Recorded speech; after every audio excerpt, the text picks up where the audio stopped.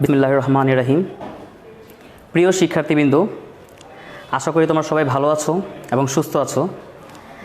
আজকে আমি মোহাম্মদ তারেক হোসেন তোমাদের সাথে তৃতীয় শ্রেণীর গণিত বিষয় নিয়ে আলোচনা করব। ক্লাসটি শুরু করার আগেই শুরুতেই ধন্যবাদ জানাতে চাই আমাদের অত্র একাডেমির অত্যন্ত ডাইনামিক অধ্যক্ষ জনাব মোশাররফ হোসেন মুন্সি মুকুল স্যারকে, এবং সেই সাথে ধন্যবাদ জানাতে চাই আমাদের অত্র একাডেমির প্রভাতী এবং দিবা শাখার শিফট ইনচার্জ স্যারদেরকে। এবং এই মুহূর্তে শিক্ষার্থী, অভিভাবকবৃন্দ এবং যেখান থেকে এই অনলাইন ক্লাসে যুক্ত আছেন সবাইকে আসসালামু আলাইকুম। আজকে আমি তৃতীয় শ্রেণীর গণিত বিষয়ের যোগ নিয়ে আলোচনা করব। এখানে কিছু আমি আজকের পাঠদানের বিষয়বস্তুগুলো এখানে আমি লিখে দিয়েছি, তোমরা দেখতে পাচ্ছ। পাঠদানের বিষয়বস্তুর মধ্যে প্রথম হলো যোগ অর্থ কী। আমি যদি তোমাদের আজকে যোগ বিষয় নিয়ে আলোচনা করব, তাই আমি যে কোনো ক্লাসেই প্রথমে বিস্তারিত আলোচনা করি, তারপর আমি অঙ্কে যাই। তাহলে যোগ অর্থ কী? যোগ হলো একটি যোগের ইংরেজি শব্দ হলো এডিশন, যার অর্থ হলো সংযোজন করা অর্থাৎ একত্রিত করা। তো যোগ অর্থ হলো একত্রিত করা। ব্যাপারটা কেমন দাঁড়ালো? যেমন দেখো, এখানে 3টি বল আছে এবং এখানে 2টি বল আছে, তাই না? এখন আমি যদি এই 3টি বলকে এবং এই 2টি বলকে, এখানে কয়টি বল আছে? এখানে আছে 3টি বল এবং এখানে আছে 2টি বল। এখন আমি যদি এই 3টি বল এবং এই 2টি বলকে যদি এইভাবে অ্যাড করে দিই, তাহলে 1 2 3 4 5 কয়টি বল হলো?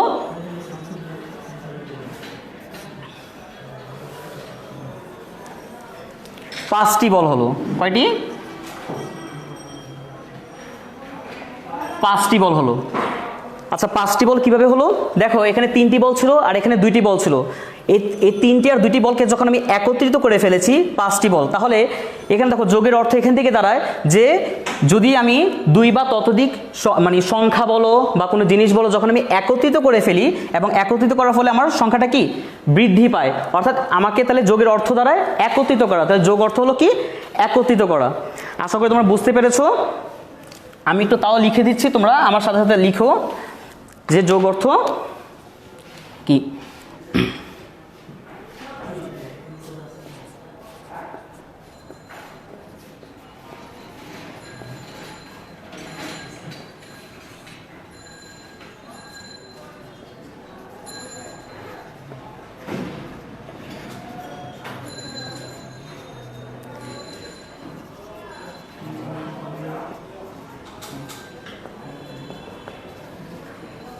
যোগের ইংরেজি শব্দ হলো এডিশন, যার অর্থ হলো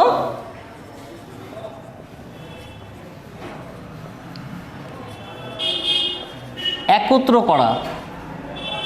যার অর্থ হলো কি? যার অর্থ হলো একত্র করা, অর্থাৎ তোমার 2টা জিনিসকে, 2 বা ততোধিক জিনিসকে কি করবে? একত্রিত করবে, বা সংখ্যা বলো যাই বলো, একত্রিত করা। এখন আসো, এই যোগের চিহ্নটা কিছুটা দেখতে কিরকম। এখন যোগের আমাদের চিহ্নটাও জানতে হবে যে যোগের চিহ্নটা দেখতে কেমন। যেহেতু তোমরা তৃতীয় শ্রেণীতে, তোমরা 1 2তেও শিখে এসেছো, কিন্তু যেহেতু এখন তৃতীয় শ্রেণীতে তোমাদের কিন্তু 4 অঙ্ক বিশিষ্ট, 3 অঙ্ক বিশিষ্ট যোগ বিয়োগ, উপর নিচ পাশাপাশি যোগ বিয়োগ, এগুলো কিন্তু তোমাদের শিখতে হবে। তাই যোগের সম্পর্কে তুমি যদি বিস্তারিত না জানো, তাহলে তুমি সেই অঙ্কগুলো কিন্তু সুন্দরভাবে করতে পারবে না। তাহলে দেখো, এই যোগের চিহ্নটা কিরকম দেখতে কিছুটা।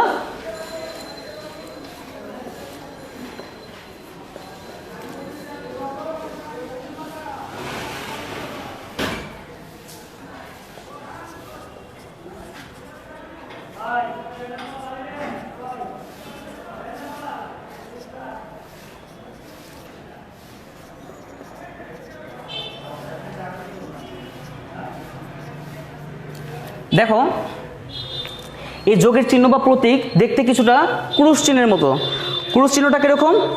যেমন তোমরা যে চার্চে, অর্থাৎ যে যারা খ্রিস্টান ধর্মাবলম্বী আছো, তারা কিন্তু এই ক্রুশ সম্পর্কে তাদের একটা ধারণা আছে।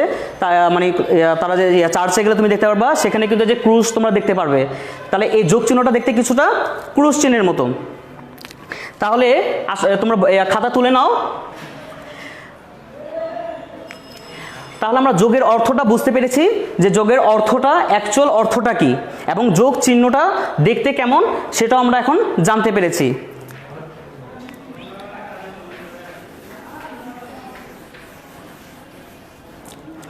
এরপর আসো যোগ কাকে বলে। আমাদের 2 নম্বর প্রশ্ন হলো যোগ কাকে বলে।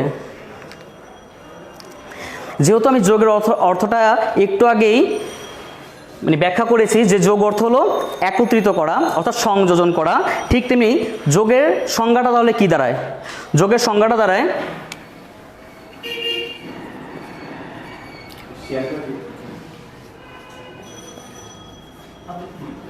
দুই বা ততোধিক সংখ্যা,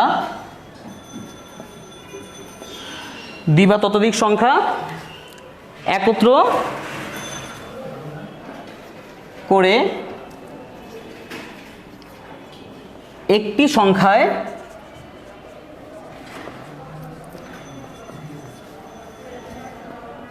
পরিণত করাকে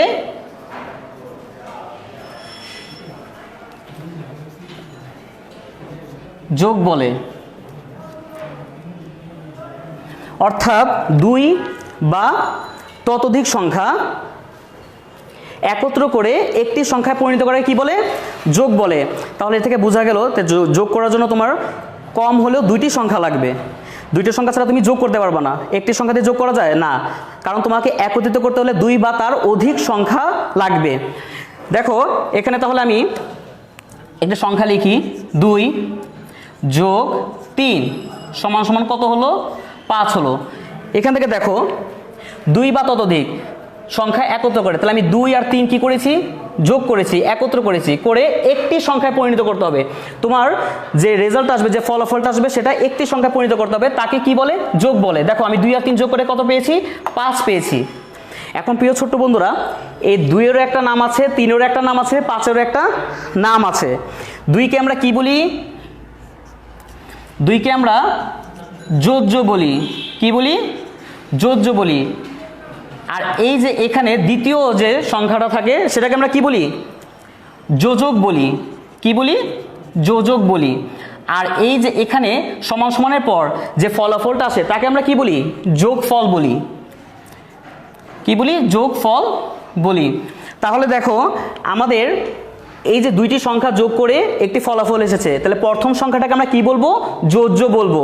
দ্বিতীয় সংখ্যাটাকে বলবো আমরা যোজক। এবং এই 2টার সংখ্যা যখন আমরা যোজ্য এবং যোজক যোগ করার ফলে যে ফলাফলটা আসবে তার নাম হলো যোগফল, যেটি আমি একটি সংখ্যায় পরিণত করেছি। আশা করি বুঝতে পেরেছো। তোমরা খাতায় তুলে নাও। আমি তো দেখে নিচ্ছি যে আমার সাথে কারা কারা এই মুহূর্তে যুক্ত হয়েছে। আর তোমরা এই মুহূর্তে যারা যারা যুক্ত হয়েছো একটু তোমরা এই ভিডিওটা একটু শেয়ার করে দাও, যাতে অন্যরাও দেখার সুযোগ পায়।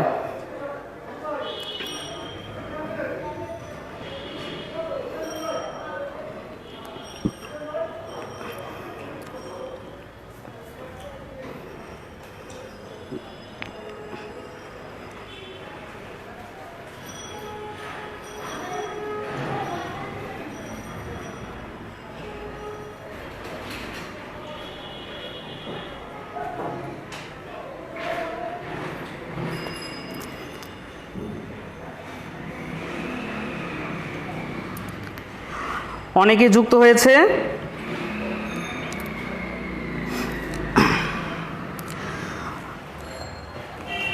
যদি ভিডিওটা দেখতে যদি কোনো প্রবলেম হয় তাহলে আমাকে কমেন্টে আপনারা জানাতে পারবেন। আচ্ছা, তাহলে আমি 3য় নম্বর প্রশ্নতে এখন যাই। 3য় নম্বর প্রশ্ন হলো যোগ কয় প্রকার ও কি কি? এখন তোমার প্রিয় ছোট্ট বন্ধু, তোমরা বলবে যোগের আবার কি প্রকারভেদ আছে? হ্যাঁ, প্রত্যেকটা জিনিসের সংজ্ঞা আছে, অর্থ আছে, প্রকারভেদ আছে। যদি আমরা এগুলি জেনে যখন আমরা কোনো জিনিস আসলে সমাধান করব, তখন তার সমাধানটা যে কোনোভাবেই ঘুরে দেখ না কেন তোমরা খুব ইজিলি সেটা সলভ করতে পারবে। কিন্তু তুমি যদি বেসিক না জানো, অর্থাৎ তুমি যে জিনিসটা অঙ্ক করছো তার সম্পর্কে যদি তোমার ফুলফিল ধারণা না থাকে, তখন কিন্তু তুমি প্রপারলি সেটা ডেলিভার দিতে পারবে না। এখন দেখো 3 নম্বর হলো যোগ কয় প্রকার ও কী কী। আমি কিন্তু সংজ্ঞা এবং অর্থ আমি বলে দিয়েছি যোগের প্রকারভেদ। হয়তো এখন আমি বললে তোমরা একটু বুঝতে পারবে। দেখো যোগ কয় প্রকার? যোগ দুই প্রকার।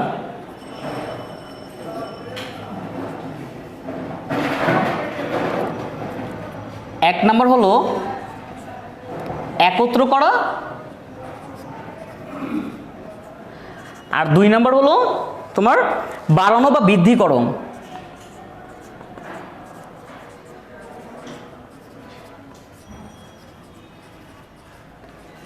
ব্যাপারটা কেমন?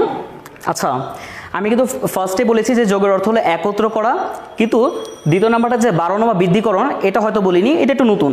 তাহলে যোগ কিন্তু দুই প্রকার, মানে যোগের যে তুমি কাজটা যদি বলো তাহলে দুই ধরনের সে কাজ করে থাকে। দেখো একটা হলো একত্র করা। কিভাবে একত্র করে?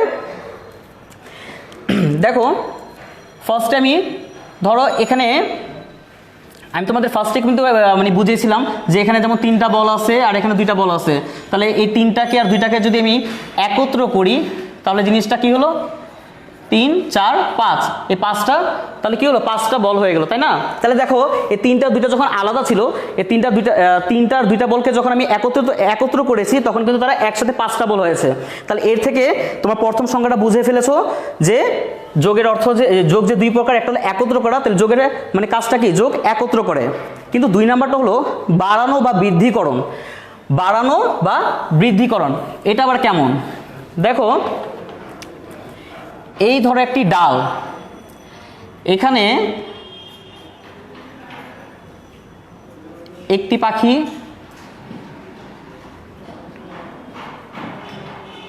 দুইটি পাখি,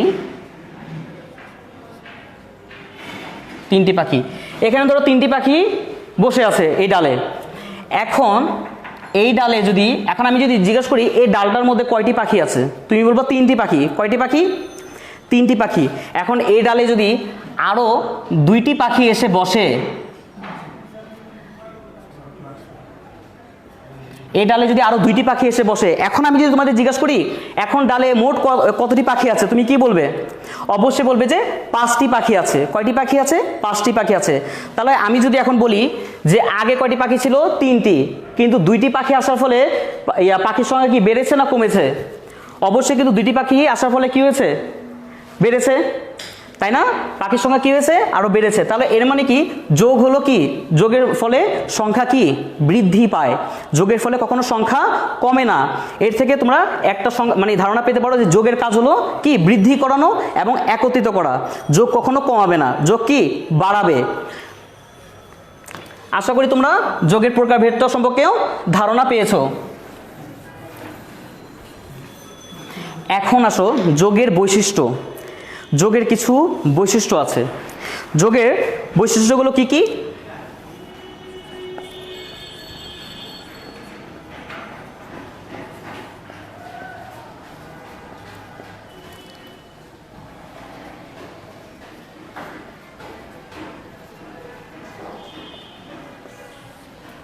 দেখো যোগের বৈশিষ্ট্যগুলোর মধ্যে 1 নম্বর হলো বিনিময়। যোগের বিনিময় বিধি। যোগের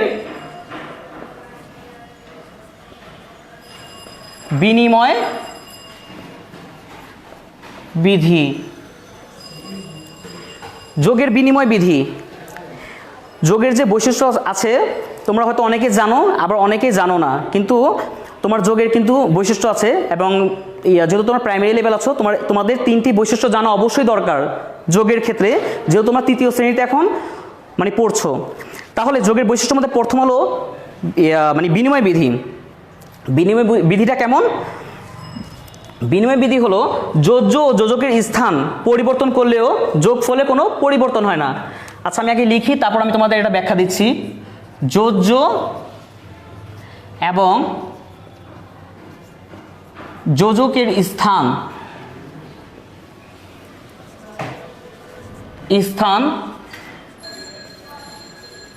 পরিবর্তন করলে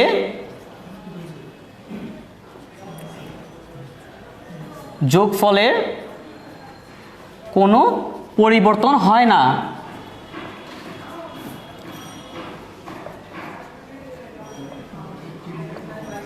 আচ্ছা, যোজ্য এবং যোজকের স্থান আমি কিন্তু ইতিপূর্বে তোমাদের জানিয়ে দিয়েছি যে যোজ্য কি আর যোজক কি আর যোগফল কি, তাই না? তাহলে যোজ্য এবং যোজকের স্থান যদি পরিবর্তন না হয়, মানে পরিবর্তন হলেও যোগফলে কোনো পরিবর্তন হয় না। দেখো, আমি যদি 2 যোগ 5 লিখি কত হয়? 7 হয়। কত হয়? 7 হয়। তাহলে আমার এখানে যোজ্য কোনটা? এই 2 হলো কি? যোজ্য। 2 কি? যোজ্য। আর 5 কি? যোজক। 5 হলো যোজক। আর এই 7 কি? যোগফল, তাই না? এখন আমি যদি এটাকেই যদি চেঞ্জ করি, অর্থাৎ এই যোজ্যটা 2টাকে যদি আমি চেঞ্জ করে 5-এর জায়গায় নিই এবং 5টাকে চেঞ্জ করে যদি আমি 2-এর জায়গায় নিই, তাহলে কি সংখ্যা যোগফল কি মান কি চেঞ্জ হবে? না, কোনো পরিবর্তন হবে না। দেখো, আমি যদি এখন লিখি 5 যোগ 2 ইকুয়াল টু কত হয়? 7 হয়। অর্থাৎ তাহলে এক্ষেত্রে 5 হয়ে যাবে আমার কি? যোজ্য, আর 2 হয়ে যাবে যোজক, আর 7 হয়ে যাবে যোগফল।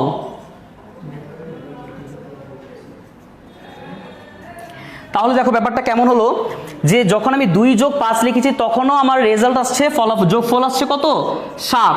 আবার যখন আমি 5 যোগ 2 করেছি তখন আমার যোগফল আসছে 7। অর্থাৎ তোমার যোজ্য আর যোজক তুমি যদি স্থান পরিবর্তনও করো, তারপর তোমার যোগফলের মান সেমই থাকবে। এই ক্ষেত্রে তোমরা অনেক সময় কি চিন্তা করো যে যোগের ক্ষেত্রে আগে আমি বড় সংখ্যা লিখবো না ছোট সংখ্যা লিখবো, এতে কোনো তোমার মাথা ঘামাবে না। তোমরা ছোট সংখ্যা যদি প্রথমে লেখো, বড় সংখ্যা যদি পরে লেখো, তারপর তোমার যোগফলের মান সবসময় সেমই হয়। অর্থাৎ যোজ্য এবং যোজকের স্থানে তুমি যদি পরিবর্তনও করো, তারপর তোমার যোগফলের মান কখনোই পরিবর্তন হবে না।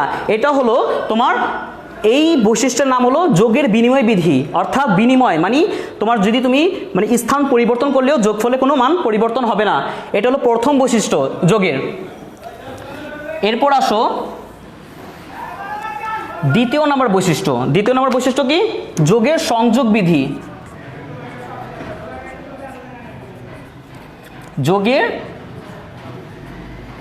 সংযোগ বিধি। আচ্ছা দেখো, যোগের সংযোগ বিধিটা কি?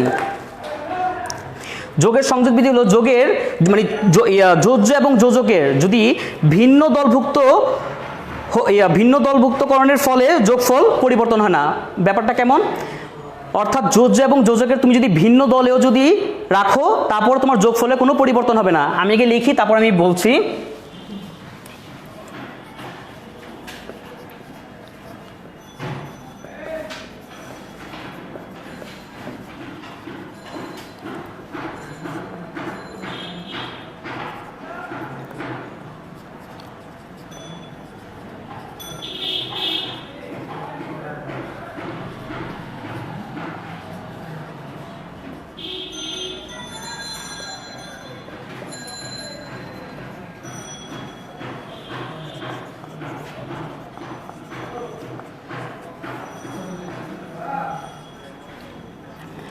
দেখো, যোজ্য এবং যোজকের ভিন্ন দলভুক্তকরণের ফলেও যোগফলে কোনো পরিবর্তন হবে না।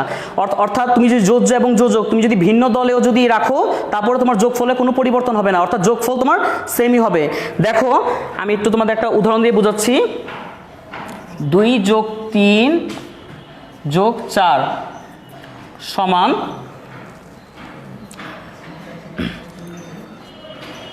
যোগ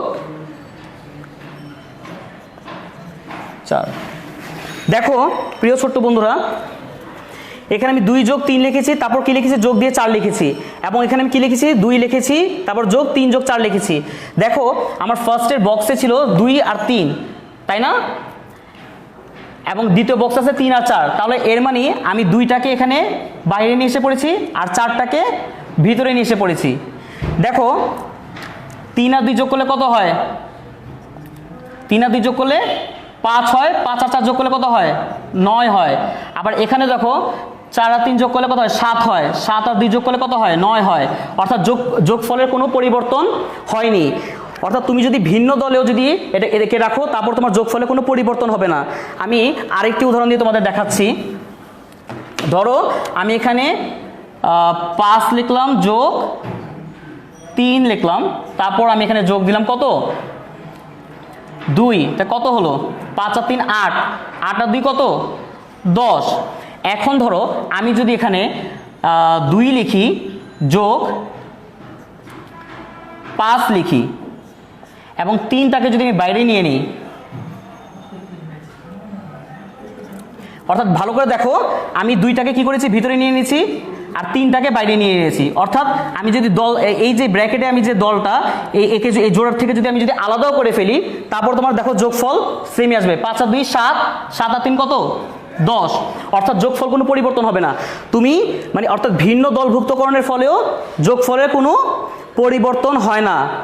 এতে আমরা মানে যোগের সংযোগ বিধি থেকে আমরা এটা জানতে পারলাম। আশা করি বুঝতে পেরেছো।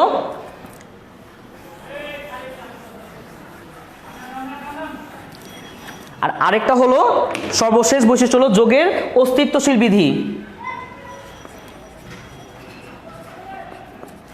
যোগের অস্তিত্বশীল বিধি। যোগের অস্তিত্বশীল বিধিটা কেমন? শূন্য এবং যে কোনো সংখ্যার যোগফল ওই সংখ্যা হবে। শূন্য এবং যে কোনো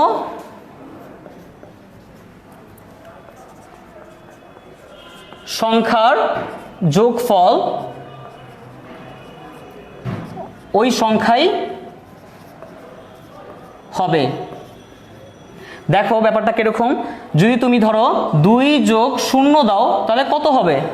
অর্থাৎ 2 এর সাথে 0 যোগ করলে কি হবে তোমার 2 হবে, আবার 0 সাথে 2 যোগ করলেও 2 হবে। অর্থাৎ এটাকে বলে যোগের অস্তিত্বশীল বিধি। তোমরা হয়তো এগুলা কাজ করতে পারো, কিন্তু এগুলার যে কোন বৈশিষ্ট্যে পড়ে এগুলো তোমাদের যখন আমি সংক্ষিপ্ত প্রশ্নে কোশ্চেন করি তখন তোমরা বলতে পারো না। তাই তোমাদের এগুলো জানতে হবে যে যোগের অস্তিত্বশীল বিধিটা কি। যোগের অস্তিত্বশীল বিধি হলো 2 এর সাথে মানে 0 এবং যে কোনো সংখ্যার যোগফল ওই সংখ্যাই হয়। অর্থাৎ 0 সাথে তুমি যে কোনো সংখ্যায় যোগফল করো না কেন, যোগ করো না কেন, যোগফল হবে ওই সংখ্যাটা হবে। যেমন দেখো 2 এর সাথে আমি 0 যোগ করেছি, আমার যোগফল হয়েছে 2, আবার 0 সাথে আমি 2 যোগ করেছি, যোগফল হয়েছে 2। ঠিক তেমনি আমি যদি 0 সাথে আমি যদি 10ও যোগ করি তাহলে আমার যোগফল কত হবে 10 হবে। অর্থাৎ 0 সাথে তুমি যে কোনো সংখ্যায় যোগ করো না কেন ওই সংখ্যা যেটা থাকে সেটাই থাকবে। অর্থাৎ যদি আমি 2 এর সাথে 0 যোগ করি 2 হলো, আবার 0 সাথে 2 যোগ করেছি তাও 2 হয়েছে, এবং 0 সাথে যদি আমি 10ও যোগ করি অথবা যে কোনো সংখ্যা যোগ করি ওই সংখ্যাই হবে। অর্থাৎ দেখো 10ই হয়েছে। তাহলে আশা করি তোমরা বুঝতে পেরেছো যোগের এই 3টি বৈশিষ্ট্য। এখন কোশ্চেন হলো এই যোগের বৈশিষ্ট্য কে আবিষ্কার করেছে? তোমাদের মনে তো কোশ্চেন জাগতে পারে। যেমন আজকের এই ক্লাস 3:15 থেকে আজকে যে আমি 3য় শ্রেণীর গণিত নিচ্ছি, এটা কে নিচ্ছে? অবশ্যই তারেক স্যার নিচ্ছে, এটা তোমরা জানো। কিন্তু এই যে যোগের 3টি বৈশিষ্ট্য এটি কে আবিষ্কার করেছেন তোমরা কি জানো? এই যোগের বৈশিষ্ট্য আবিষ্কার করেছে ব্রহ্মপুত্র তার ব্রহ্ম স্ফুট সিদ্ধান্ত একটি গ্রন্থে প্রথম এই 3টি সূত্র যোগের তিনি লিপিবদ্ধ করেন। অর্থাৎ এগুলো তোমাদের জানতে হবে। আসলে এগুলো মানে ইতিহাস তুমি যত জানবে তত তোমার মানে জ্ঞানের পরিধি আরও বাড়বে। তাহলে এই যোগের বৈশিষ্ট্য 3টি ব্রহ্মগুপ্ত তার ব্রহ্ম স্ফুট সিদ্ধান্ত গ্রন্থে প্রথম লিপিবদ্ধ করেন। তাহলে এটা তুমি লিখে দিই তোমাদের।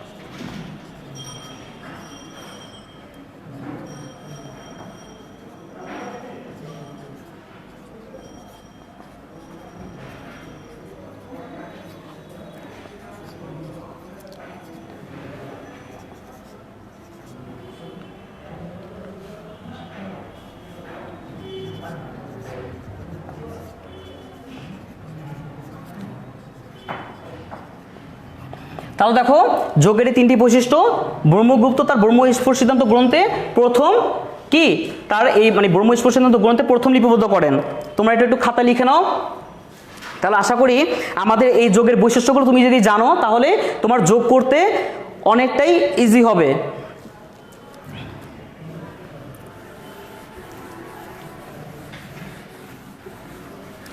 এখন আসো 5 নম্বর প্রশ্ন, যোগ কোন ঘর থেকে শুরু করতে হয়? এখন ধরো যোগ তুমি কোন ঘর থেকে শুরু করবা, আসলে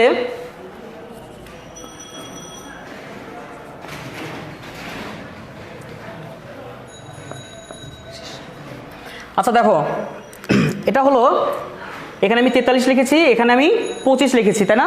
এখন প্রশ্ন হলো যে যোগ তুমি কোন ঘর থেকে শুরু করবা?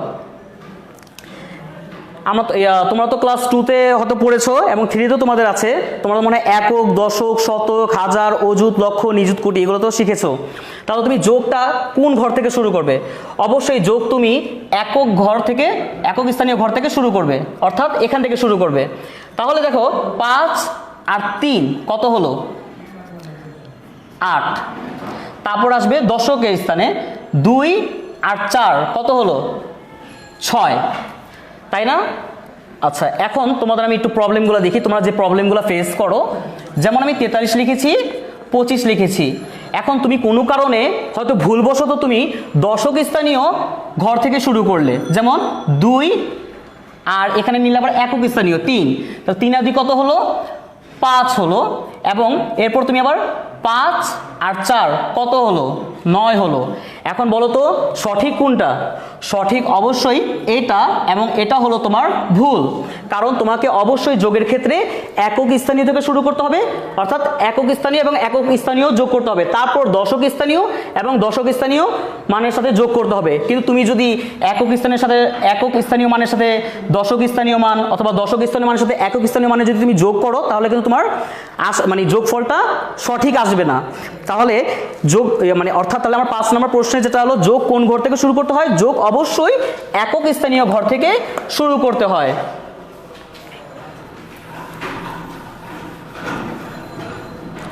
এরপর সর্বশেষ যে আমাদের আজকের পাঠদানের বিষয়বস্তু, তার আগে যাওয়ার আগে আমি একটু দেখে নিচ্ছি যে আমার সাথে এই মুহূর্তে কারা কারা যুক্ত আছে।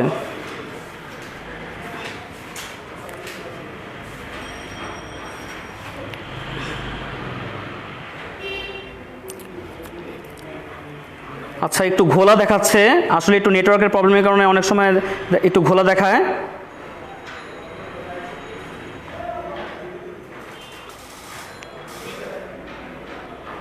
আচ্ছা, ঘোলা দেখার কারণে আপনি একটু বুঝতে পারছেন না। আদর মেহেদি,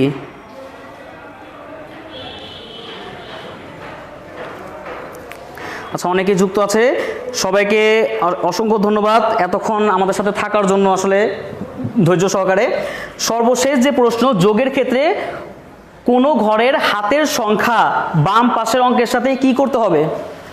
যোগের ক্ষেত্রে কোনো ঘরের যে হাতের যে সংখ্যাটা থাকে সেটা বাম পাশের অঙ্কের সাথে কি করতে হবে? ব্যাপারটা একটু জটিল হয়ে গেল, তাই না? আসলে একটু সলভ করলে তোমরা বুঝতে পারবে। ধরো আমি 43 লিখলাম আর এখানে আমি 28 লিখলাম। আচ্ছা, 28 না 29 লিখি। আচ্ছা দেখো, 9 আর 3 কত? 9 আর 3 যোগ করলে কত হয়? 10, 11, 12। তাহলে 12-র যদি আমি 2 লিখি, আমার হাতের কিন্তু 1 থেকে যায়। এখন এই 1টা কি করব? এই 1টা তুমি কোথায় নিবে, তাই না? এটাই তো প্রশ্ন। যোগের ক্ষেত্রে কোনো ঘরের হাতের যে সংখ্যাটা থাকে সেটা বাম পাশের অঙ্কের সাথে কি করতে হবে, অর্থাৎ এই বাম পাশের অঙ্কের সাথে কি করতে হবে? সে হাতের একটা অবশ্যই তোমার যোগ করতে হবে। তা এটা তুমি, আমরা যদি যোগ করি, তুমি যোগের ক্ষেত্রে কোনো সমস্যা নাই। যোগের ক্ষেত্রে তুমি আসলে উপরেরটার সাথেও যোগ করতে পারো, নিচেরটার সাথেও যোগ করতে পারো, কিন্তু বিয়োগের ক্ষেত্রে তোমাকে অবশ্যই নিচেরটার সাথেই যোগ করতে হবে। তাই আমি তোমাদের প্রেফার করব যে তোমরা সবসময় নিচেরটার সাথেই যোগ করবে। তাহলে হাতের 1টা যদি আমি এটার সাথে যোগ করে দেই, তাহলে কত হলো? 2 আর 1 কত হলো? 2 আর 1 যোগ করলে কত হয়? 3 হয়। এখন তাহলে 4 আর 3 যোগ করলে কত হলো? 7 হলো।